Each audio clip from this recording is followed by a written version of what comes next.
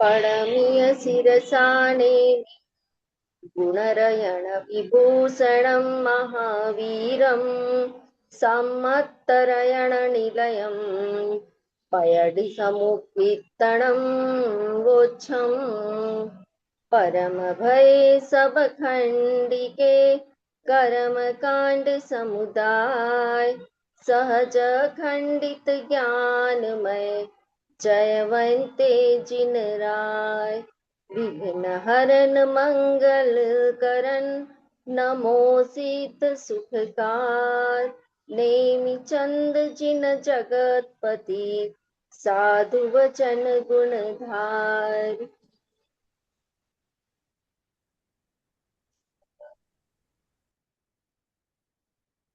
मत्स्य कर्मकांड नामक की ग्रंथ है।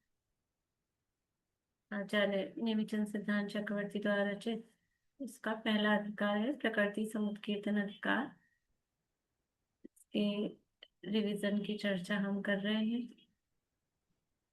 बोलिए, आप लोगों को कोई प्रश्न है? एक क्वेश्चन बोलो। आपने ये बोला था आधे और अनाधे मतलब जिंदगी में एक बार ही रहता, बदलता नहीं है जीवन में, मतलब नहीं। बदलता है ना। हाँ। कब आधे बोले? आधे मैंने थोड़ा ऐसे ही सुना था, आधे अनाधे है ना, वो बदलता नहीं है, बदलता है ना वो तो। हाँ, कल ही बताया था ना, बदलता है। हाँ, वो मैंने थोड़ा सुनने में मेरी गलती होती होगी ये हो हम्म। सकता जय जिनेन्द्र मैम। हाँ। ये जो है ना, बंधन कर्म के 15 ये संयोगी भंगों, हम्म। ये मुझे समझ में नहीं आई। हाँ, शरीर बंध के 15 संयोगी भंग। कौन समझेगा? हाँ, थोड़ा ऐसे समझाना है कि इनको समझ में आ जाए, मुझे नहीं समझाना पड़े। मतलब मुझे एकदम बेसिक भी नहीं आया, हाँ, और तो पढ़ तो ली मैं। इसीलिए मैं इन लोगों को बोल रही हूँ कि ऐसा बताना है कि इनको कुछ भी नहीं आता है और इनको समझाना है। ऐसे करके समझाना है। बोलिए प्रतीका जी। आप बुक खोल लीजिए, देख लीजिए। देख के बताइए, समझाना है लेकिन आपको नहीं। अब जैसे हमें कॉम्बिनेशन बनाना है, मतलब जैसे हमारे पास तीन पहले ये शरीर, बता दीजिए। पांच। 5 शरीर है हमारे। जैसे हम्म। औदारिक शरीर, वैक्रियक और आहारक, और तेजस और कारमान। तो जो 3 शरीर है ये हमारे इन 3 शरीर से हमारे 15 कॉम्बिनेशन बनते हैं, इंक्लूडिंग जिससे हमें क्या बोलते हैं, तेजस शरीर के साथ हमारा किस तरह से कॉम्बिनेशन बनेगा। तो आहारक जो हमारा, सपोज एक पहला अगर हम लेते हैं औदारिक शरीर, तो औदारिक के साथ कॉम्बिनेशन बनेगा औदारिक तेजस, औदारिक कारमाण, औदारिक तेजस कारमाण और औदारिक औदारिक। तो जैसे जो 3 शरीर है मेन, इनके साथ परम्यूटेशन कॉम्बिनेशन जो बनता है, इस तरह से 12 बन जाते हैं। रेखा वैसे जी, आपको समझ आ रहा है तो आप बोलते जाइए बीच में। हाँ या ना बोलिए, आवाज चालू करिए। जैसे आपने कहा ना, औदारिक का तेजस, औदारिक कार्मण, औदारिक औदारिक, और तो औदारिक फिर तेजस कारमाण। तो ये मतलब ये फिक्स रूल है क्या? हाँ, मतलब एक बार में एक जीव के औदारिक शरीर ही होगा, या फिर किसी के वैक्रिय की होगा, या फिर आहारक की होगा। लेकिन तेजस और कार्बन शरीर सबके होगा। तो हाँ, उसके साथ हमारा ये कॉम्बिनेशन बनेगा। जो औदारिक है उसके साथ वैक्रियक नहीं होगा, क्योंकि औदारिक हमारा यहाँ पर रहता है, और वैक्रियक जैसे नरक गति में और देव गति में वैक्रियक शरीर रहता है, तो उनका अलग चलेगा। हमारा जो आहारक है वो फिर एक अलग हो गया। ठीक है, तो जो कॉम्बिनेशन औदारिक के साथ बनेगा, वो औदारिक औदारिक मतलब औदारिक के साथ ही औदारिक कार्बन वर्गना। मैम ऐसे ही बोलेंगे क्या? एक मिनट, एक मिनट। औदारिक के साथ औदारिक की जो वर्गणाएं आएंगी। ठीक है। आपको सारे करीब 5 शरीर तो पता है ना? हाँ। ठीक है, फिर ठीक है।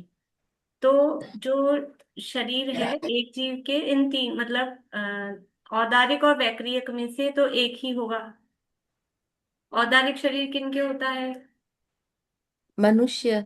और मनुष्य और तिरंचों की। देव- वैक्रिक शरीर किनके होता है? देवता नारकी। दे वर्ड नारकियों के। तो ऐसा नहीं हो सकता कि जिसके औदारिक है उसके वैक्रिक भी हो, जिसके वैक्रिक है उसके औदारिक भी हो, ये तो हो ही नहीं सकता है। अब यहाँ पर ये कॉम्बिनेशन क्यों कैसे बना रहे हैं कि जो वर्गणाएं आती हैं, वो औदारिक शरीर है, वो औदारिक शरीर के साथ में फिर और औदारिक शरीर सबसे रिलेटेड और जो वर्गणाएं हैं, वर्गणाएं समझ में आता है वर्ड, हाँ, ये ये जो नौ परमाणु है। कर्म। हाँ, जो ये परमाणु है, तो वो आके अटैच होते हैं। फिर एक कार्बन शरीर है, तो वो कार्बन शरीर के भी परमाणु आके अटैच होते हैं। एक तेजस शरीर है, उसके भी परमाणु आके अटैच होते हैं। ठीक है। तो जो कॉम्बिनेशन ये बता रहे हैं, वो आपस में ये अलग अलग हुए, औदारिक का औदारिक के साथ, औदारिक का तेजस के साथ, औदारिक का कार्बन के साथ। अब ये तीनों भी तो आपस में अटैच रहेंगे, तो औदारिक तेजस कार्बन, ऐसा तो एक के साथ मतलब औदारिक के साथ ये चार कॉम्बिनेशन हो गए। ठीक है। तो तो मैम, ऐसे तो फिर ये सेम कॉम्बिनेशन आहारक और वैक्रियक में भी हाँ, रहेगा? ये सेम तो आहारक में आहारक आहारक, बस ये फर्स्ट वाला अलग हो जाएगा, मतलब वो सेम नाम जो आपको बुक में दिख रहे हैं ना नाम, तो वो सारे हम्म। ये तो और इससे मैम क्या, इससे माने काउंटिंग कैसे आई, चार और ये हाँ, चार? बताइए प्रतीका जी, आगे बताइए।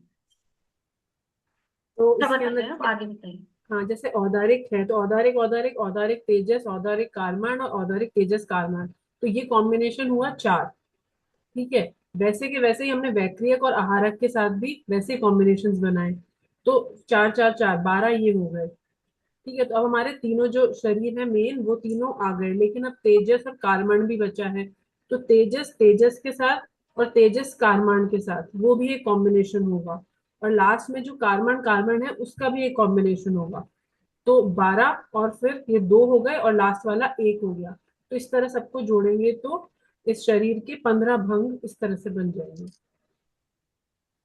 तो मैम, इससे मतलब क्या समझते हैं, मतलब क्या कॉम्बिनेशन बताना से? चाह रहे हैं, हाँ क्या बताना हाँ। चाह रहे हैं, ये शरीर बंध के, यानी शरीरों का जो बंध हो रहा है, शरीर बंध के ये 15 टाइप्स यहाँ बता रहे हैं। यानी 15 प्रकार के शरीर नहीं बता रहे हैं, पर शरीर में जो बंध हो रहा है, यानी वर्गणाओं का जो बंध हो रहा है, उसके बंध, बंध का मतलब कर्म बंध वाला बंध भी नहीं है, पर शरीर में अब देखो संश्लेष। कॉम्बिनेशन से ही संबंध समझ आ रहा है ना, कि बस केवल वो वर्गणाएं कैसे कैसे ज्वाइन हो रही हैं, उसको यहाँ पर बताया जा रहा है। ठीक। तो शरीर बंध के ये 15 टाइप्स यहाँ पर बताए गए हैं। बाकी आगे भी इसका कुछ ऐसा ज्यादा रोल नहीं है, कि बीच में ही एक प्रकरण दिया है आचार्य देव ने, और कहीं भी बस वो जो 103 भेद कैसे बनते हैं उसको देखने के लिए इनकी मतलब आवश्यकता पड़ती है। अदरवाइज आगे भी कहीं भी इसका प्रकरण नहीं आएगा, फिर अभी भी नहीं आया अपनी, और आगे भी नहीं आता है तो इस तरह का।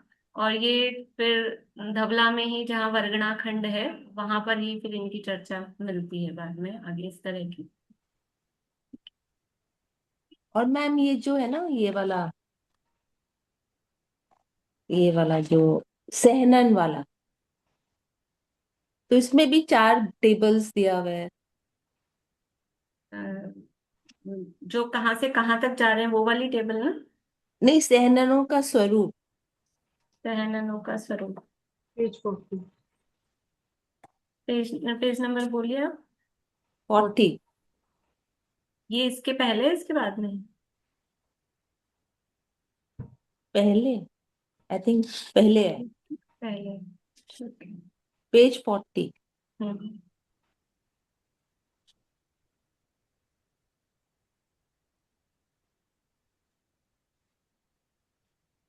अच्छा, ये जो स्वरूप है ये वाली टेबल, ठीक है। अच्छा। सहननों का स्वरूप।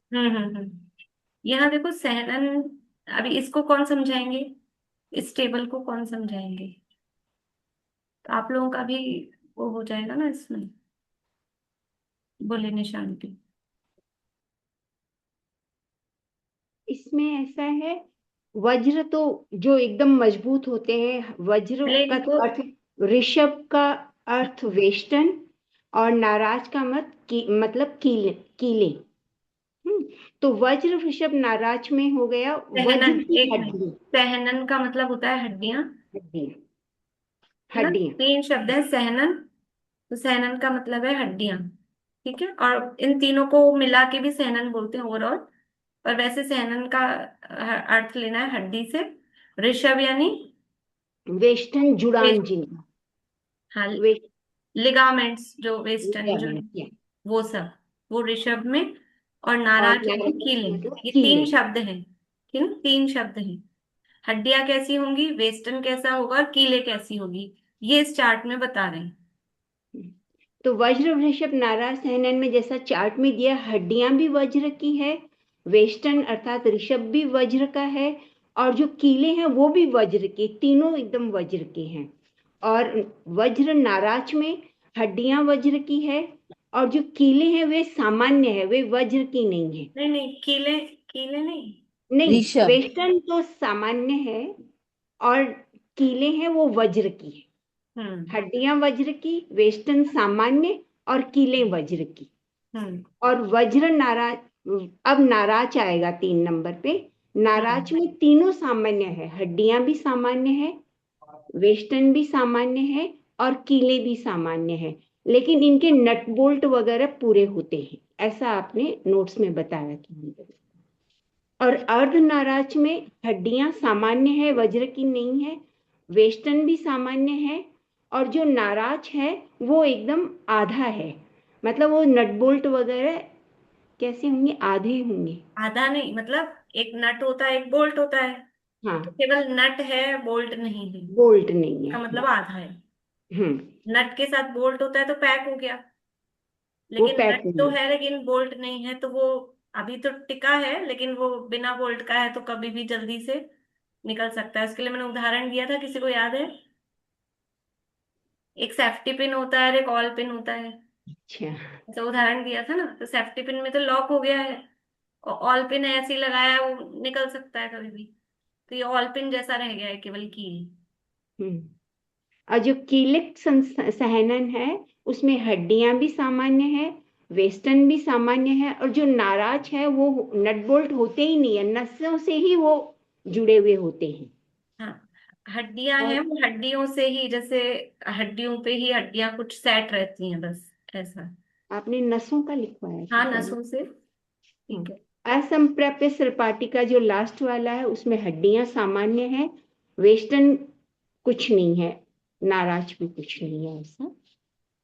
कीले मतलब हड्डियां जुड़ी ही नहीं होती, वो चित्र दिया है ना, जैसे अलग अलग सी हड्डियां ऐसे हैं, इस तरह का। ये तो कीलक में तो मनुष्य की लग रही है। देखो, सभी सहनन मनुष्यों के होते हैं, मनुष्य तिर्यंचों के ही होते हैं, वैकृत शरीर में तो सहनन होता ही नहीं है। लेकिन अब किन मनुष्यों के कौन सा होता है, तो वो अलग अलग बताया था।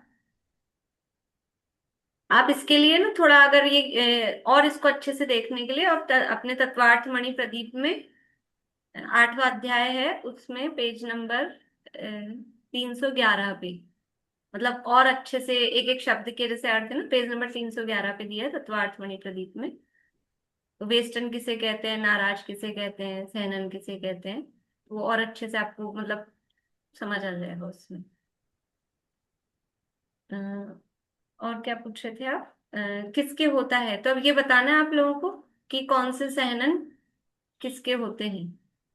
कृतिका जी कुछ पूछ रहे हैं पहले? हम बस एक कंफर्म करना था, हम लोग कीलक वाले हैं ना अभी? हाँ, मतलब मोस्ट प्रोबेबली अभी वर्तमान में ज्यादातर जो जीव हैं, अभी वर्तमान में पंचम काल में कौन कौन से सहनन पाए जा सकते हैं अभी पंचम काल में? लास्ट 3। एक मिनट, पूर्णिमा की। नीचे वाले 3 सानन पाए जाएंगे, मुख्य रूप से असंप्राप्त सपाटी का सानन रहेगा। हाँ, नीचे वाले 3 सहनन अभी पाए जा सकते हैं, मतलब अर्धनाराज, नाराज कीलक और असंप्राप्ता त्रिपाटिका। उसमें से अभी मुख्य रूप से ज्यादातर जीवों के कौन सा पॉसिबल है? तो जिस तरह का हमारा ये स्केलेटन का जो आता है, मतलब जो देखते हैं हम, पढ़ते हैं थोड़ा बहुत साइंस में, तो वो कीलक सहनन समझ में आता है।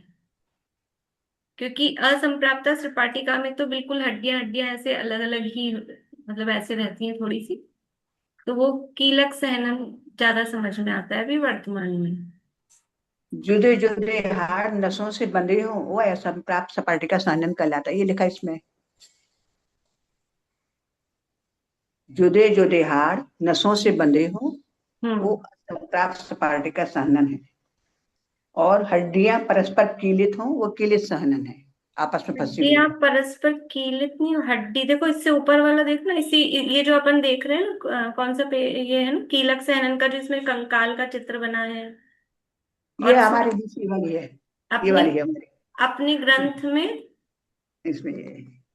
हाँ अब अपन ने ये जो अपनी चित्र वाली पुस्तक है ना, इसमें जो चित्र बनाया है तो अपने मनुष्य के कंकाल कीलक सहनन में बनाया है। और बिल्कुल जैसे अपनी हड्डियां हैं, हड्डियां हड्डियों से जुड़ी हैं इस तरह से, तो उससे थोड़ी सी संभावना ये लगती है। मतलब इनकार नहीं है कि वर्तमान में किसी के असंप्राप्ता नहीं होगा, ऐसा नहीं है, और किसी के अर्धनाराच नहीं हो सकता, ऐसा भी नहीं है, क्योंकि तीनों सहनन कहे गए। बात चल रही है मुख्यता की, और फिर ये सब पर्सनल है, हो सकता है किसी के असंप्राप्ता हो, किसी के कीलक हो, किसी के अर्धनाराच हो। और उसमें भी जैसे जैसे अभी प्रारंभिक काल था, और अब जैसे जैसे डाउनफॉल होगा, हुंडा अवसर्पणी काल है, तो और सहनन मतलब ताकत में सहनन से क्या समझ में आता है, सहनन क्यों बताया जा रहा है कि ताकत कितनी, शरीर की ताकत, तो जितनी हड्डियां मजबूत होती हैं उतनी शरीर में ताकत मानी जाती है। जैसे कंपैरेटिवली लेडीज से जेंट्स में ज्यादा ताकत मानी जाती है। एक ही एज के दो बच्चे होंगे ना, एक लड़का होगा एक लड़की होगी, तो भी लड़के में थोड़ी शक्ति ज्यादा दिखेगी। और आप वेट लेंगे तो लड़कों की बोन्स हैवी होती हैं, तो वो सहनन की थोड़ी सी यद्यपि हो सकता है वो वही वाला टाइप का सहनन हो, लेकिन फिर भी वो मजबूती उसमें अधिक होती है। तो ये मतलब पर्टिकुलर भी रहता है, सबका पर्सनल भी रहता है, और सामान्य रूप से बता ही दिया है कि वर्तमान काल में, तो इस इन्होंने जो यहाँ चित्र दिया है उससे ऐसा मतलब, अब बाकी जो ज्यादा मेडिकल का समझते हो इंटरनल संरचना वो ज्यादा, तो इन्होंने ये चित्र यहाँ दिया है, इससे ऐसा समझ आता है कि वर्तमान में हमारे कीलक सहनन ज्यादातर मुख्य रूप से सबके हो सकता है। और बोले। एक चीज और है, ये है ना, हमने मतलब सहनन के बारे में हमने लिखा था, और संस्थान के बारे में भी। तो एक इंद्रिय में हमने लिखा था कि सहनन नहीं होता क्योंकि हड्डी नहीं होती, एक इंद्रिय की। एक इंद्रिय में सहनन नहीं होता। तो मैम उसका संस्थान क्या होता है, उसका संस्थान एक इंद्रिय में? संस्थान हुंडक ही बताया था। आवाज आ रही है ना? हाँ, ठीक है।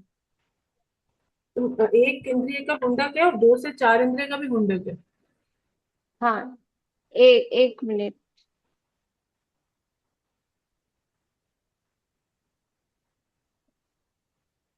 एक इंद्रिय से 4 इंद्रिय तक हुंडक संस्थान ही है। ठीक है। ठीक है ना? हाँ।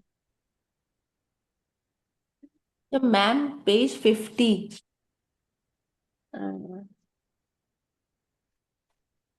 स्लाइड बोलिए कौन सी है, मतलब ना हेडिंग बोलिए।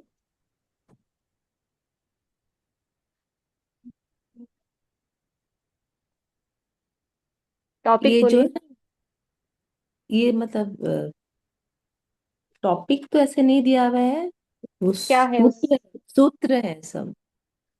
गाथा 29 होगी इनकी। हाँ हाँ, 29, 30, 31। एक मिनट, इसी में है ये वाली। हाँ, 29, 30, 31, फिर पीछे में टेबल है ना, इसमें स्वर। इसमें ये इस इन जो गाथाओं में कहा है वो इस टेबल में बताया है कि जो यानी लोअर से स्टार्ट किया है, सबसे लोअर सहनन भी जिसके होगा। तो जैसे अभी अपन ने बात की ना कि सहनन के आधार पर मतलब शरीर की ताकत उससे डिसाइड होती है या समझ में आती है। तो जो त्रिपाटिका अंतिम सहनन, इसको शॉर्ट में त्रिपाटिका लिखते हैं, संप्राप्ता त्रिपाटिका को लास्ट पीछे वाला नाम लिख देते हैं। वो सहनन जिसके पास है तो वो कितना शुभ भाव कर सकता है और कितना अशुभ भाव, यानी पुण्य कितना कर सकता है और पाप कितना कर सकता है। तो इसमें भी निमित्त, अपना शरीर भी उसमें निमित्त बनता है ना, कोई कितना ध्यान कर सकेगा, कितना उपयोग एकाग्र कर सकेगा। तो अभी हमारा मैंने शरीर में वीकनेस फील हो रही है, कमजोरी आ रही है, तो हम अच्छे से उपयोग नहीं लगा पाते हैं, पढ़ाई में भी नहीं लगा पाते हैं, ऐसा होता है। तो वो शरीर की ताकत के आधार पे ये निमित्त नैमित्तिक संबंध इनमें है। तो यदि वो पुण्य करे, शुभ भाव करे, तो 8वें स्वर्ग से ऊपर नहीं जा सकता, और अगर पाप करे तो तीसरे नरक से नीचे नहीं जा सकता है। किलित सेनन वाला है, वो अगर पुण्य करे तो 12वें स्वर्ग से ऊपर नहीं जा सकेगा, तो 12वें स्वर्ग तक ऐसा लिखा है। नीचे जाएगा तो 5वें नरक तक। अर्धनारा सेनन वाला 16वें स्वर्ग तक, और नीचे जाएगा तो 6ठे नरक तक। नाराज वाला ऊपर जाएगा स्वर्ग में तो 9 ग्रैवियक तक, और नीचे जाएगा तो 6ठे नरक तक। वज्र नाराज वाला नव अनुदिश और 6ठे नरक तक, और वज्र ऋषभ नाराज सहनन वाला 5 अनुत्तर तक, मतलब टॉप जो भी है स्वर्ग का, और 7वें नरक तक। तो ये इनकी लिमिट बताई है। अब यहाँ जो कहा है वज्र ऋषभ नाराज सहनन वाला 5 अनुत्तर तक, नीचे 7वें नरक तक, तो वज्र ऋषभ नाराज सहनन वाला पहले नरक में या पहले स्वर्ग में जा सकता है कि नहीं जा सकता है? वज्र ऋषभ नाराज सहनन वाला पहले स्वर्ग में या पहले नरक में जा सकता है कि नहीं? सारिका जी आप ही बताइए। हाँ, जा सकता है। जा 5 सकता है, ठीक है ना। वो उसकी मैक्सिमम लिमिट बताई है कि ऊपर जाए तो मैक्सिमम कहाँ तक जा सकता है, नरक में जाए तो मैक्सिमम कहाँ तक जा सकता है। अच्छा, वज्र ऋषभ नाराज सहनन वाला कोई जीव है, वो मर के मनुष्य या तिरंच बन सकता है कि नहीं बन सकता है? हाँ, कोई बन वज्र सकता ऋषभ नाराज बन सकता है ना, मतलब कहीं भी जा सकता है। ये तो है। राय उसकी मैक्सिमम। तीर्थंकर ही होंगे ना, नहीं, ब्रज ऋषभ नारच वाले। वज्र ऋषभ नाराज सहनन वाले तीर्थंकर ही होंगे ऐसा नहीं होता। तीर्थंकरों के वज्र ऋषभ नाराज सहनन ही होगा। ये हो। लेकिन तीर्थंकरों के अलावा अन्य भी जीव होते हैं, क्योंकि 7वें नरक में कौन जाएगा? तीर्थंकर जाएंगे? तो फिर पता 7वें नरक का भी ऑप्शन दिया है ना उसमें, कि हाँ, तो 7वें नहीं नरक जाएंगे। तक जा सकता है। तो वज्र नाराज सहनन तीर्थंकरों के अलावा अन्य जीवों के भी हो सकता है, कहने का मतलब ये है। तीर्थंकरों के तो वज्र नाराज सहनन ही होता है। अ- तीर्थंकरों के ही नहीं, जो भी जीव उसी भव से मोक्ष जाने वाले हैं, उनके कौन सा सहनन होगा? कितनी ताकत चाहिए शरीर में भी? वज्र विषव नाराज सहनन। वज्र विषव नाराज सहनन उत्तम सहनन से उत्तम सहनन वाला ही शुक्ल ध्यान कर सकता है। तो उसी भव से मोक्ष जाने वालों के भी वज्र विषव नाराज सहनन ही होता है। ठीक है, इसीलिए आगे जो गाथाएं दी है उसमें प्रकरण दिया है कि स्त्रियों के कौन से सहनन हो सकते हैं, कि स्त्रियों के कर्म भूमि की स्त्रियों के अंतिम 3 सहनन ही होंगे, वज्र विषव नाराज सहनन उनके होता ही नहीं है। इसलिए जो लोग ऐसा कहते हैं कि स्त्रियों के भी मोक्ष हो गया, तो ये आगम से विरुद्ध बात है, क्योंकि आगम में कहा है मोक्ष जाने वाले जीवों के कौन सा सहनन होता है? वज्र ऋषभ नाराज सहनन ही होता है। और स्त्रियों के कर्म भूमि की स्त्रियों के वज्र ऋषभ नाराज सहनन हो ही नहीं सकता है, इसलिए स्त्रियां मोक्ष नहीं जा सकती हैं। इसीलिए राइट रॉन्ग दिया हुआ है क्या? वो है ना, टेबल पे एक में राइट है, एक में रॉन्ग है। हाँ, हाँ, ये जो दिया है, हाँ, तो ये दिए हैं कि कर्म भूमि के स्त्रियों के सहनन, तो ये तो होते हैं और ये नहीं होते हैं, ऐसा करके दिया है। और अब फिर प्रश्न भोग। दिया है, हाँ, भोग भूमि के स्त्रियों के कौन सा सहनन होता है कि भी नहीं होता है? पहले तो ये बताइए, होता है कि नहीं होता है? देखो, जो भी मनुष्य तिर्यंच होंगे उनके सहनन तो हड्डियां तो होंगी, इसलिए होता तो है। अब कौन सा होता है, पहला, दूसरा, तीसरा, चौथा, पांचवा, कि अंतिम 3? सब एक उंगली दिखा रहे हैं। पहला सहनन, यानी वज्र वृषभ नाराज सहनन ही होता है। भोग भूमि में सभी जीवों के वज्र वृषभ नाराज सहनन ही होता है, इसलिए वहां अलग से लिखा है कर्म भूमि की स्त्रियों के, वो मेंशन किया है। ठीक है। कर्म भूमि के मनुष्यों में कितने सहनन हो सकते हैं? कार्म भूमि के मनुष्यों में कितने या कौन कौन से सहनन हो सकते हैं? बोले दीपिका जी। इसमें काल की अपेक्षा लगेगी ना, कौन से काल में बोलेंगे। फिर अगर कर्म भूमि चौथा पूछा काल है ना। हाँ, चौथा काल है तो 6 सैनन होंगे, और हम्म, अगर 5वां काल है तो अंतिम 3 सैनन। बढ़िया, बहुत अच्छा। मैम ये पता कैसे चलता है? इस ग्रंथों में लिखे हैं ना बातें, आगे आगे जैसे पढ़ते हैं तो आगम में लिखी हुई है बातें। उससे कुछ आगम में, षटखंड आगम में जो द्वादशांग के से आई हुई बातें हैं, वहां जो लिखे हैं उनसे निर्णय होता है। तो आप अभी क्या पूछे थे, मैं ध्यान नहीं दी। मैं सोचने लगी कि कैसे पता चलता है। कर्म भूमि के मनुष्यों में कौन से सहनन हो सकते हैं?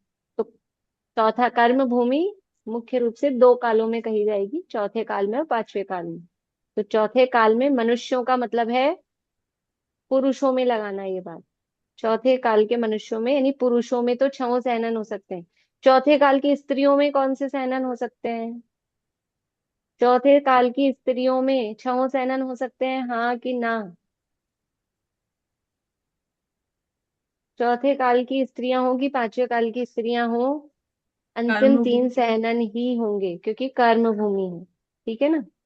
लेकिन चौथे काल के पुरुष हैं तो वहां पर छह सहनन उनके पाए जा सकते हैं। और पांचवे काल के पुरुषों में वहां अंतिम तीन सहनन ही, पंचम काल में अंतिम तीन सहनन ही पाए जाते हैं। अंतिम 3 में ये आएंगे क्या? अर्धनारज, कीलक हाँ, और हाँ, संप्राप्त।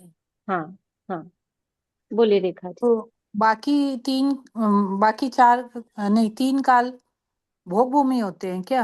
हाँ, बाकी तीन काल भोग भूमि है ना, अभी अवसर्पणी की अपेक्षा तो से बात करेंगे तो पहला दूसरा तीसरा काल भोग भूमि का है। तो फिर भोग भूमि से मोक्ष जा सकते हैं?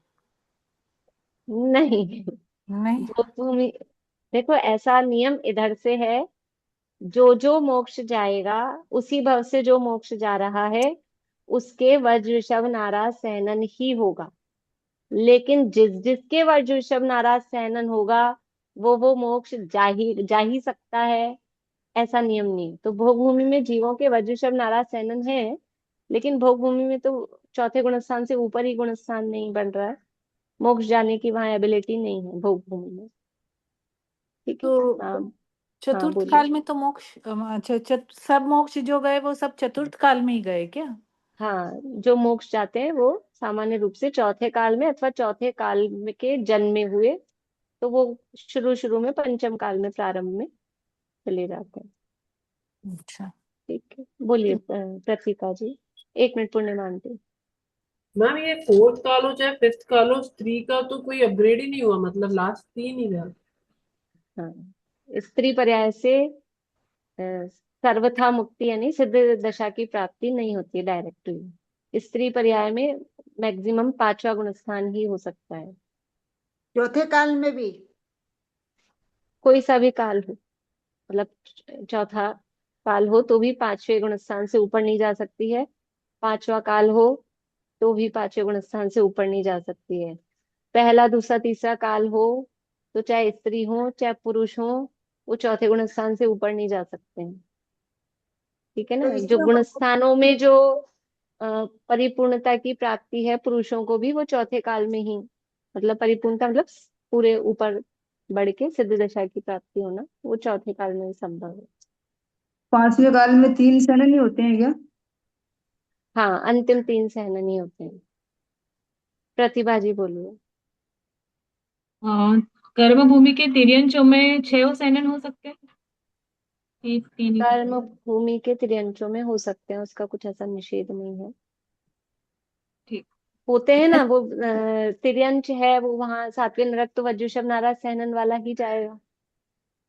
हम्म। तो वो महामत से जा सकता है सातवें नरक, तो वज्रषभ नाराज सहनन उसके होगा। तो तिर्यंचों में भी तो स्त्रीलिंग और पुरुष लिंग दोनों होते हैं, तो फिर हाँ, उसमें।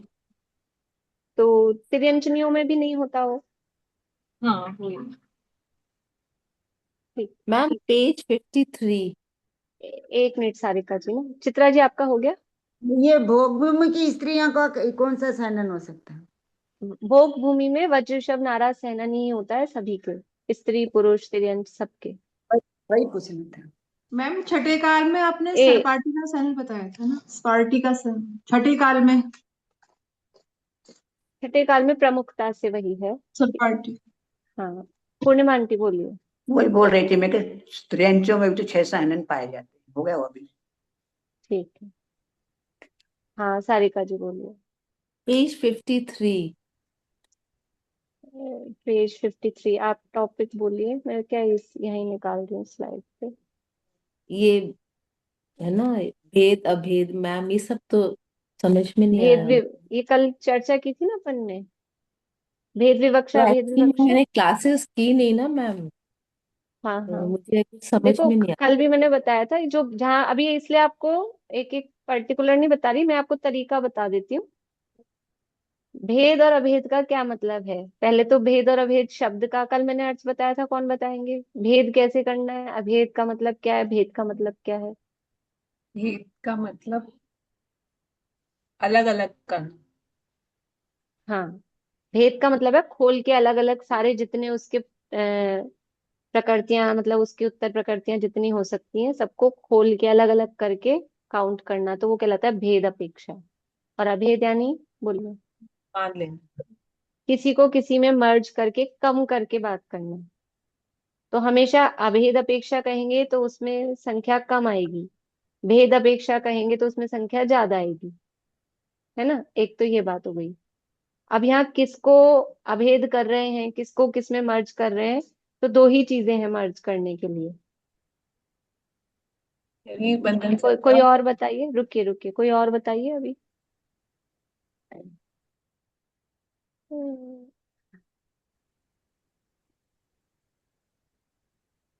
रेखा भाभी बोलिए, थोड़ा ऐसा बोलिएगा इनको समझ आए, उनको कुछ नहीं आता है तो ऐसा समझाना है। जैसे शरीर की 5 है, तो पांचों औदारिक वैक्रिय कारक तेजस और कारमान शरीर है, उनके साथ संघात और बंधन, ये भी 5 5 उसमें मर्ज हो जाएगी। बंधन का भी इसमें मतलब अविनाभावी संबंध है तो दोनों का, तो वो उसकी 5 बंधन की और संघात की भी 5 उसमें मर्ज हो जाएगी शरीर में, 5 शरीर में। और ठीक है, देखिए एक मिनट, सारिका जी समझ आई बात? जो 5 शरीर हैं आप नाम देख रहे हैं, जो 5 शरीर हैं वही नाम 5 बंधन के हैं, वही नाम 5 संघात के हैं, सेम नाम है।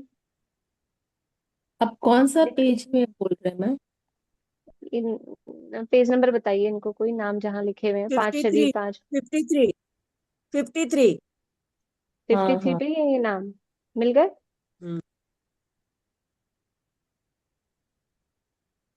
5 शरीर 5। जो नाम बंधन के हैं वही नाम संघात के हैं, वही नाम शरीर के हैं। ये तो पेज नंबर 37 पे है नाम।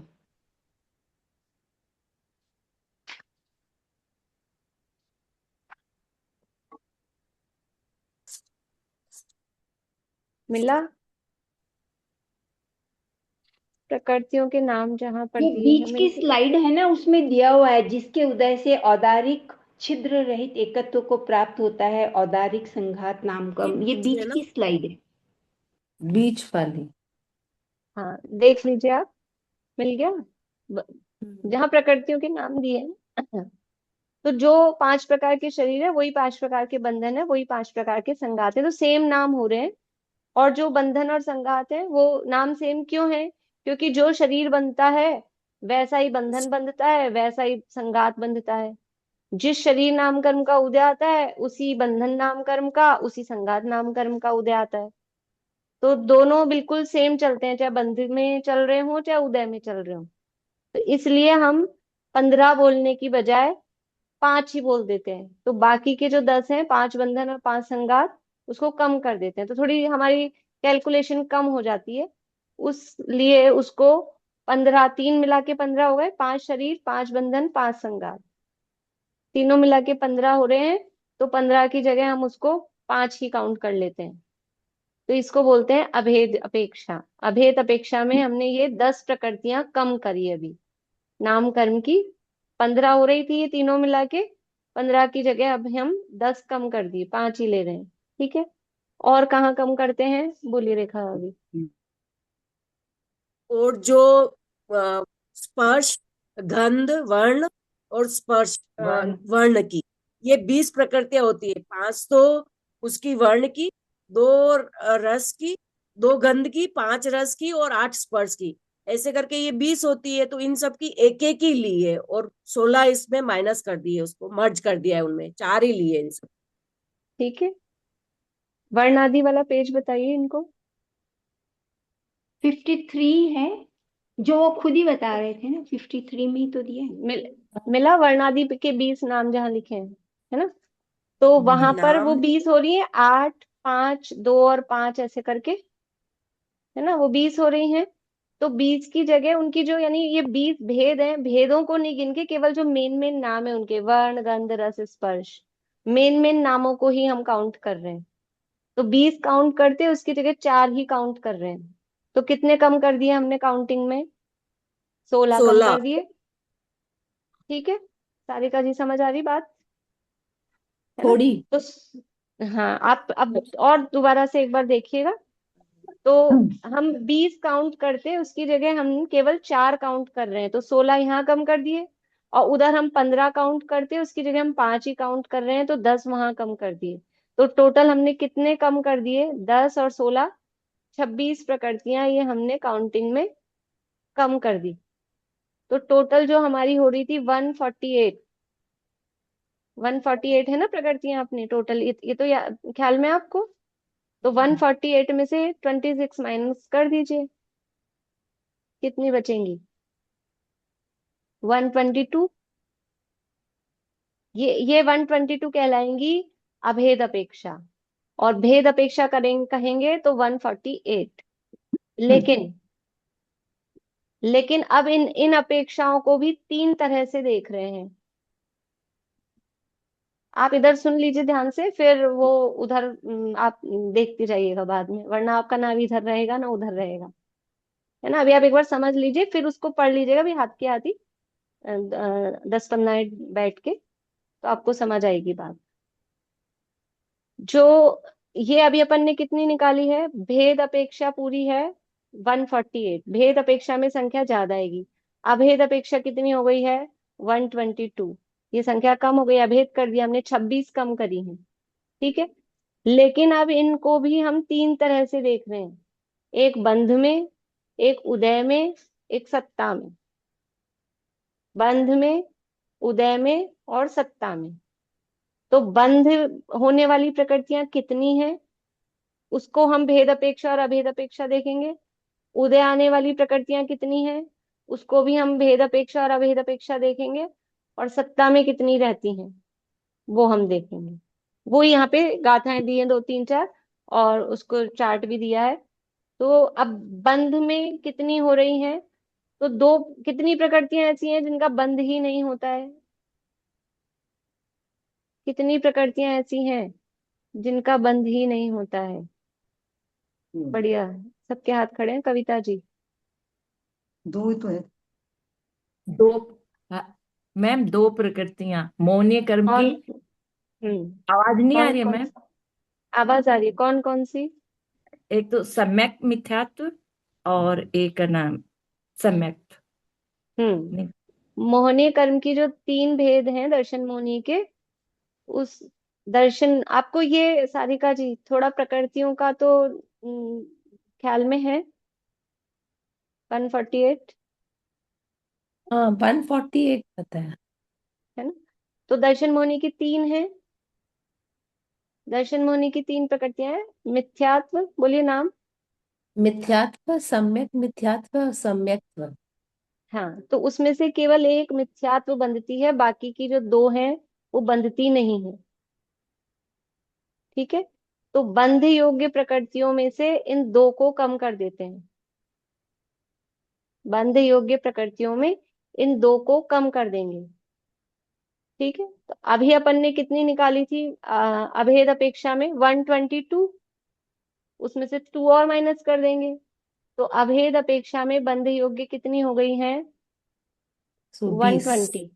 ठीक है, और भेद अपेक्षा में बंध योग्य कितनी होंगी? भेद अपेक्षा में बंध योग्य कितनी होंगी? बोलिए निशा जी। 146। 146। उसमें भी 2 कम हो वहां गई पे है। भी 2 कम कर देंगे बस। 2 कम हो गई इसमें भी। ठीक है। हाँ। ये मतलब आपको एक बार कंसेप्ट भेद और अभेद में कर क्या रहे हैं, क्यों कर रहे हैं, कैसे कर रहे हैं, और बंध में ये 2 प्रकृतियां कम होती हैं, 2 प्रकृतियों का बंध नहीं होता है। अब उदय अपेक्षा, उदय कितनी प्रकृतियों का आता है? उदय सारी प्रकृतियों का आता है, उदय में कोई प्रकृति बचती नहीं है। तो अभेद अपेक्षा उदय योग्य कितनी हो जाएंगी? अभेद अपेक्षा उदय योग्य, सुनीता आंटी क्या प्रश्न बोला? आवाज बंद हो गई। भेद अपेक्षा 122 रह गई उदय में। बढ़िया। अभेद अपेक्षा उदय योग्य 122 जो अपन ने अभी निकाली थी, और भेद अपेक्षा उदय योग्य, भेद अपेक्षा उदय योग्य 148 ही। 148 पूरी। ठीक है। और सत्ता में होने वाली प्रकृतियां कितनी हैं? सत्व योग्य, पद्मा जी। 148 ही है। 148 पूरी सत्ता में पूरी होती है, उसमें भेद अभेद की कोई अलग से की नहीं, पूरी की पूरी प्रकृतियां सत्ता में तो सभी रहती हैं, इसलिए उसको भेद अभेद अलग से करने की आवश्यकता ही नहीं है। आप मैं सारिका जी आपको स्पेशली कह रही हूँ, और भी सभी लोग, बहुत लोग ऐसे हैं जिनका अभी अच्छे से रिवीजन नहीं हुआ, या जैसे अभी ये तो बिल्कुल अभी एग्जाम देने के लिए ही ये कर रहे हैं, क्लासेस इन्होंने नहीं पढ़ी हैं। एग्जाम भले आप कल दे दीजिएगा जैसी भी तैयारी हो, लेकिन फिर भी आप अपनी यानी नॉलेज के लिए कि हमें अच्छे से विषय का ज्ञान हो जाए, आप कंटिन्यू रखिएगा। जो कुछ भी आपका छूट गया है शुरू से, जैसे भी समय मिलता जाए क्लासेस आप शुरू से फिर से सुनते जाइएगा, और तरीके से जैसे पढ़ते हैं क्लास में वैसे तरीके से वो आप अपनी तैयारी रख मतलब करते रहिएगा, क्योंकि ये बेसिक है चीजें। अब हो सकता है प्रकृतियों का अभी तो एग्जाम देने के चक्कर में आप जल्दी जल्दी कुछ भी ऐसा कर लेंगे, लेकिन क्योंकि यहाँ एग्जाम देके छूटेगा नहीं है, जब तक ये बेसिक अच्छा नहीं होगा तो फिर वो आगे का विषय समझने में मुश्किल पड़ेगी। तो सभी लोगों के लिए ये बात कि खाली एग्जाम के लिए नहीं पढ़ना है, हमको ऐसा पढ़ना है कि ये बिल्कुल प्रकृतियों के बारे में, प्रकृतियों का स्वरूप, मतलब हमको नींदों में भी कोई पूछे तो अपने को ख्याल रहे। जब तक ये अच्छे से नहीं तैयार होगा तो आगे, क्योंकि ऐसे ही चलेंगी सब चीजें, तो फिर वो मुश्किल पड़ेगी कि अब क्या करेंगे। याद होगा तो आपको समझ में आता जाएगा।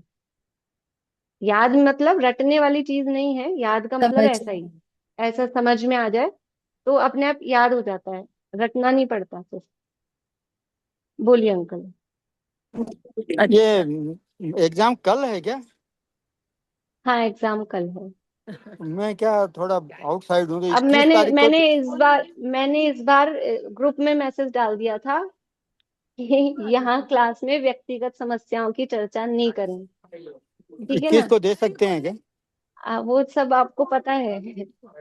बोलिए निशांति। क्योंकि सबको रहती है प्रॉब्लम, इसलिए अब एक एक की प्रॉब्लम यहाँ क्लास में उसी में समय भी होता है, फिर एक बोलता है, फिर दूसरा बोलता है, फिर तीसरा बोलता है, तो किसी को कोई मतलब आपको पता है कोई किसी की बाउंडेशन नहीं है, एक कॉमन के लिए, एक सबके लिए है, मैक्सिमम लोग जितने दे सकें वो कल दे दें। बोलिए निशांति। विहायो गति को जोड़े वाली प्रकृति में क्यों नहीं लेते हैं? हाँ भाई, विहायो गति को जोड़े वाली प्रकृति में क्यों नहीं लिया? पहले तो ये बताइए विहायो गति किस में है, स्वतंत्र में है, जोड़े वाली में है, कि पिंड प्रकृति में है? किस में है पिंड में। विहायो गति? पिंड प्रकृति। पिंड प्रकृति में है। हाँ जवाब ये क्यों नहीं लिया, अर्चना जी बोलिए।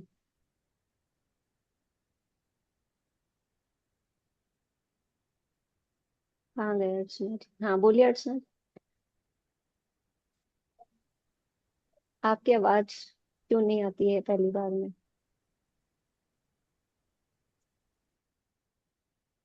चलिए नहीं बता रहे। रेखा जी आप बता रहे हैं? मेरे को तो क्वेश्चन करना था। अच्छा, अच्छा क्वेश्चन विहायोगति है, में ठीक है। वो उसी के चलिए। प्रकार है वो, मतलब जोड़े वाली में तो जैसे सुस्वर दुस्वर ये अलग अपोजिट है। और वही समझा नहीं पा रहे हैं, मतलब व्यायु गति की जो भेद है, तो भेद अपोजिट नहीं है ही है, वो उसी प्रशस्त और अप्रशस्त। हाँ ये भी तो प्रशस्त। अपोजिट ही है ना। पर नहीं, उसी को अच्छा बता रहे हैं, समझाने सही के लिए। बता रहे हैं हाँ, आप, जवाब सही बता रहे हैं, सही बता रहे हैं। बढ़िया। और मेरे को एक देखिए, जो क्वेश्चन भी जोड़े वाली, हाँ क्वेश्चन, एक मिनट, जो निशा आंटी, जो जोड़े वाली प्रकृतियां हैं, मेरा नेटवर्क थोड़ा सा शायद डिस्टर्ब मुझे लग रहा है, आप लोग को आवाज आ रही है ना बराबर? जो जोड़े वाली प्रकृतियां हैं, आप उनको देखेंगे तो वो किसी के भेद जैसी नहीं दिख रही हैं। रस है, स्थावर है, बादल है, सूक्ष्म है, वो प्योरली अपोजिट है। रस स्थावर किसी का भेद है, किसी एक का भेद हो फिर त्रस और स्थावर करें। बादल और सूक्ष्म का कोई अपन हेडिंग, पहले ऊपर हेडिंग बनाए फिर उसका मतलब भेद बनाए, सब बनाते हैं ना चार्ट, ऐसी नहीं है वो। मतलब वैसे ही विपरीत, मतलब इसलिए उसको जोड़े वाली कह रहे हैं, वो अपोजिट वाली है। लेकिन जो विहायो गति है, ये विहायो गति, फिर इसके दो भेद हैं, एक प्रशस्त विहायो गति है, एक अप्रशस्त विहायो गति, इसलिए इसको पिंड प्रकृति में लिया है। वो दिख रही है अपने को अपोजिट जैसी, प्रशस्त अप्रशस्त, लेकिन जैसे गति जाति आदि है, वैसे ये भी पिंड प्रकृति है। बोलिए रेखा जी। ये सम्यक मिथ्यात्व में तत्वार्थों का सिद्धांत कुछ रहता है, तो फिर इसको सर्वघाती बोला गया, वो समझ में नहीं आया। पूरा तो जो सब सम्यक घात नहीं होता है ना, सम्यक्त्व का पूर्ण रूपेण घात वो नहीं होता। हाँ, तत्वार्थों का कुछ श्रद्धांत तो रहता ही है। जो कुछ श्रद्धान रहता है ऐसा कह रहे हैं, लेकिन वो वास्तव में श्रद्धान है ही नहीं। जब अश्रद्धान आ गया तो वो कुछ रहता है और कुछ नहीं रहता है, वो कहने इसलिए है कि वहां से वो जल्दी से चौथे में भी जा सकता है, इस अपेक्षा से वो है। लेकिन वास्तव में वो सम्यक्त्व का तो घाती कर दिया है ना उसने। सम्यक्त्व तो उसको तीसरे जो गुणस्थान वाली दशा है, या सम्यक मिथ्यात्व प्रकृति का उदय है, तो क्या हम उसको सम्यक दृष्टि कह सकते हैं?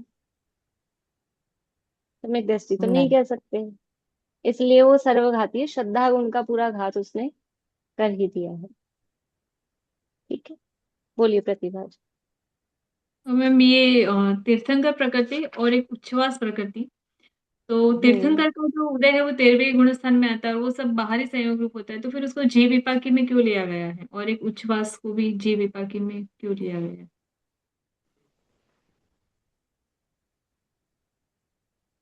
आप फ्रीज हो गए। देखो, एक तो पहली, जैसे धवला में कुछ प्रश्नों में, हाँ वो मेरा नेटवर्क थोड़ा वीक है, आप लोगों को आवाज तो आ रही होगी शायद। सबसे पहला जवाब तो ये है कि, एक मिनट,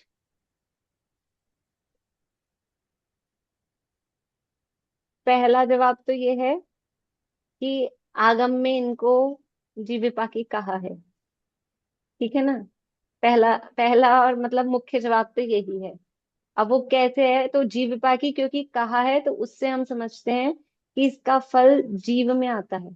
वो उच्छ्वास जो है, यद्यपि हमको पौद्गलिक लगता है, वर्गणाओं का ग्रहण और लेना और छोड़ना उसमें होता है, लेकिन फिर भी वो जीव के प्राण, उच्छ्वास को प्राण का है ना, श्वासोच्छ्वास, वो जीव का प्राण है, उससे जीव का जीवन व्यवहार से कहा जाता है। तो इस अपेक्षा से मतलब अपन लगा रहे हैं उसको बताने के लिए, बाकी इसका लॉजिक ज्यादा लगाया नहीं जा सकता है, लेकिन कहा है ऐसा। कुछ चीजें ऐसा है कि मतलब कही गई हैं तो वो समझ में आती, ज्यादा लॉजिक उसमें लगाएंगे तो अब और तर्क भी आप दे सकते हो, ऐसा नहीं है कि कोई तर्क नहीं दे सकते, लेकिन फिर भी वो जीव का प्राण है ऐसा कह के उसको कहा गया है। और तीर्थंकर भी ऐसे ही कि वो जीव में उसका फल आता है, यदि भी हम उसको बताते बाहरी विभूति से हैं, बाहरी विभूति से उसका समवर्षण की रचना हो रही है, दिव्य ध्वनि खेल रही है, ऐसा करके तीर्थंकर प्रकृति का उदय बता रहे हैं, लेकिन फिर भी उसका फल जीव में आता है। जैसे साता वेदनी असाता वेदनी है, तो उसको भी हम बाहर से गिनते रहते हैं, अच्छी सामग्री मिल रही है तो साता वेदिनी समझ आता है, नहीं मिल रही है, प्रतिकूल मिल रही है तो असाता समझ में आता है। लेकिन वो उसका भी संबंध जैसे जीव से है, पर वहां तो क्योंकि मोहिनी जब साथ होता है तो अपने को समझ में आ जाता है, इसलिए वहां इतना कठिन नहीं पड़ता है उसको जीव विपाकी समझना। पर यहाँ पर भी कुछ इस तरह का है कि वो जीव की फीलिंग में आता है। यश कीर्ति अयश कीर्ति है, कैसी है? जीव विपाकी है। यश कीर्ति अयश कीर्ति कैसी प्रकृति है? जीव विपाकी पुद्गल विपाकी है? जीव विपा आप उंगली से बता दीजिए, कुछ हिलिए क्योंकि मेरा नेटवर्क ज्यादा वीक है, हिलेंगे तो मुझे समझ आएगा कुछ। जीव विपाकी है ना, यश कीर्ति अयश कीर्ति। तो बाहर में न्यूज़पेपर में नाम आ रहा है और उससे यश कीर्ति का संबंध है, ये जीव फील करता है, उससे संबंध है, जीव की फीलिंग से है। बाहर में नाम आ रहा है नहीं आ रहा है, लोग बुराई कर रहे हैं, बाहर में खूब बुराई चल रही हो और वो अपने आप को समझ रहा है मेरा तो बड़ाई हो रही है, तो उसकी यश प्रकृति का उदय, जीव विपाकी प्रकृति। बोलिए चित्रा जी। ये 50 नंबर पेज में 29 30 31 गाथा है। इतनी देर से आप कहाँ थे? हम तो यही थे। अभी तो इनको बताया सारिका जी को, ये अभी तो सारिका जी को यही तो बताया था, ये तीनों गाथाएं और ये सब उसका चार्ट पूरा सारिका जी को बताए थे। अभी मतलब इनका प्रश्न था तो यही तो चर्चा चली थी अभी सारी, सहनन वाली। कौन से सहनन वाला कहाँ कहाँ जा सकता है? वो थोड़ा सा ही था। 29 30 31 यही तो है ना, यही तो गाथाएं हैं। अच्छा कौन से सहनन वाला जीव पुण्य करे तो स्वर्ग में कहाँ तक जा सकता है, कौन से सहनन वाला जीव पाप करे तो मैक्सिमम नरक जाए तो कहाँ तक जा सकता है, यही इसमें बताया गया है, उनकी लिमिट बताई गई है। ठीक है। ठीक है, बोलिए। और किसी को प्रश्न हो, मैं नहीं देख पा रही हूँ अगर, तो बोलिए। विनीता आंटी बोलिए। आवाज चालू करिए। मैं ये कह रही, हमने तो सर्वघाती प्रकृतियां 21 सुनी है ना, लेकिन गोबर सार में इसके 20 दिए हैं। सम्यक मिथ्यात्व को सर्वघाती में नहीं लिया और उन्होंने ये लिख दिया ना कि ये सर्वघाती, परंतु ये सर्वघाती जुदी ही जाति की है, तो इसको हम 20 समझें गोबर सार के अनुसार सर्वघाती प्रकृति। नहीं नहीं नहीं, 21 21 21 इसी 21 और समझे। 26, हाँ 21 और वो 26। पहले से ही इसमें लिख दिया ना, ये जुदी जाति की है। वो तो जात्यंतर उसको कहते हैं, और उस जात्यंतर का क्या मतलब है वो अपन अनुभाग वाले प्रकरण में देखेंगे। वो नहीं वो जात्यंतर तो क्यों चलेंगे। कहा है उसकी हाँ आप तीसरे गुणस्थान की परिभाषा भी देखेंगे तो उसमें भी जात्यंतर वर्ड आता है, और ठीक है सम्यक मिथ्यात्व प्रकृति के लिए भी जात्यंतर वर्ड आता है। तो जात्यंतर क्यों कह रहे हैं उसको, वो प्रकृति को, हाँ तो वो अपन जब अनुभाग वाला वो प्रकरण तो पहले देखेंगे। ये सर्वघाती प्रकृति यहाँ पर भी 21 ही माननी है ना, बात ये बस 21 21 में। 21 21 यहाँ 20 तो पर चार्ट में तो ज्योति जी 21 दी हुई है, ये कैसे 20 बोल रहे हैं?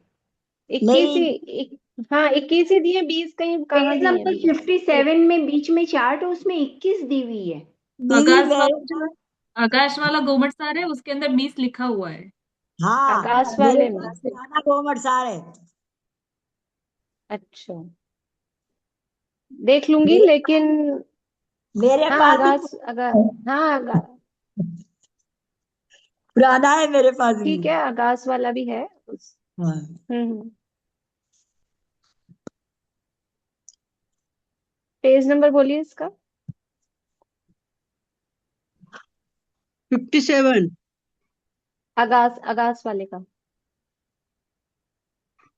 वो बंध अपेक्षा नहीं लिया है इसलिए 20 बोली है वहां पे, उदय अपेक्षा तो 21 ही रहेगी। नहीं नहीं ऐसा नहीं लिखा। अपेक्षा भी 21 ही रुकिए रहेगी। रुकिए, निकाल लिया मैंने, रुक जाइए, मैंने निकाल लिया, अभी पढ़ लेते हैं।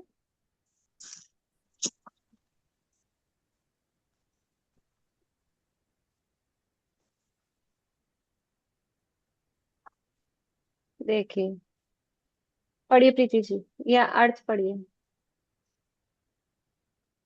केवल ज्ञान एक, केवल ज्ञानावरण एक, केवल दर्शनावरण और 5 निद्रा। इस प्रकार दर्शनावरण के 6 भेद तथा अनंतानुबंधी, अप्रत्याख्यान, प्रत्याख्यान, क्रोध, मान, माया, लोभ, ये 12 कषाय और मिथ्यात्व, मोहनीय सब मिलकर 20 प्रकृतियां सर्वघाती है। तथा सम्यक मिथ्यात्व प्रकृति भी बंध रहित अवस्था में अर्थात उदय और सत्ता अवस्था में सर्वघाती है, परंतु यह सर्वघाती जुदी ही जाति की है। देखिए विनीता आंटी, समझने ये अपने मूल गाथा में ही दिया है, और अपन ने पढ़ते समय भी यहाँ भी अपने को ये जो गाथा है ना 39 मूल हाँ गाथा में ही दिया है। तो हाँ ये तो अपेक्षा बता रहे हैं ना, ठीक है, ठीक है, बंध यही रहित जानते अवस्था की अपेक्षा बताए ना, इसलिए कभी भी सर्वघाती प्रकृतियां 20 कभी कहीं गिनी ही नहीं है, 21 ठीक ही है गिनी जी, गई है ठीक है ना। अब जी, कंफ्यूज नहीं होना आप लोग कोई भी, ठीक है 21 दीदी, ही है सर्वघाती प्रकृतियां। ठीक वहां तो ये मूल गाथा में दी है ना हाँ अपेक्षा, तो मूल हाँ, नहीं गाथा ठीक में है, अपेक्षा दी तो अपन मतलब उसमें हाँ कोई यही दिक्कत ही लिखा नहीं। है, उदय और सत्तावस्था में लिखा है सर्वघाती, ये इस बात पे हाँ तो लिखा है। उदय और सत्ता ही बंद तो उसका होता ही नहीं, तो फिर गिनेंगे ही कहाँ से उसको, बस बंद बस में तो ठीक है, गिन ही नहीं रहे हैं। ठीक, ठीक है। बोलिए उषा जी। आवाज चालू करिए, बिना आवाज चालू करे कैसे आवाज आएगी मुझे? नहीं आवाज आ रही है मुझे। आप लोगों को आ रही है? आप चालू करिए ना, आवाज तो सबकी चालू ही है। हो हाँ। गया। मैम एक बार सर्वघाती और देशघाती का डिफरेंस बता दीजिए ना, मतलब क्या हो?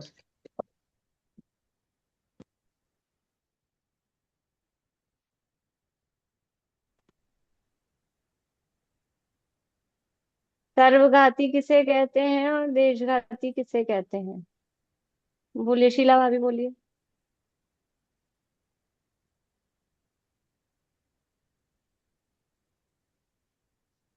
मैंने वैसे किताब हाथ ही नहीं लगानी थी, 10 दिन से पढ़ा ही नहीं, 10 दिन से। चलिए, कोई आपको फिर भी पूर्व सर्वघाती तो नॉलेज? हाँ, वो तो जो जीव के सारे अणु जीवों को घात, जीव के सभी चलिए अणुजीवी ठीक है। गुणों का घात करते हैं, वो सर्वघाती।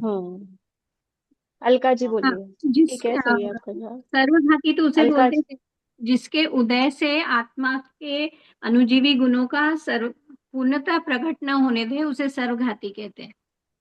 आत्मा के जो गुण अनुजीवी गुणों को प्रकट नहीं होने दे। देखिए, जब मैंने पढ़ाया था ना, अणुजीवी की जरूरत नहीं है उसमें, जो जीव के गुणों का जीव के घात गुणों करने में निमित्त हो, वो और जो सर्वघाती।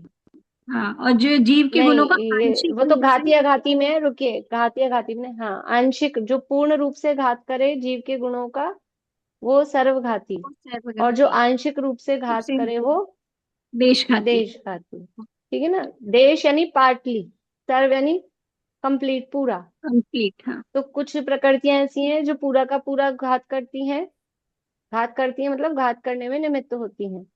और कुछ प्रकृतियां ऐसी हैं जो थोड़ा घात करती हैं, थोड़ा सा गुण प्रकट भी रहता है, थोड़ा घात भी करती हैं, तो वो कहलाती हैं देशघाती। तो वो उस तरह से उसमें विभाजन किया है। समय अपना हो गया है अब।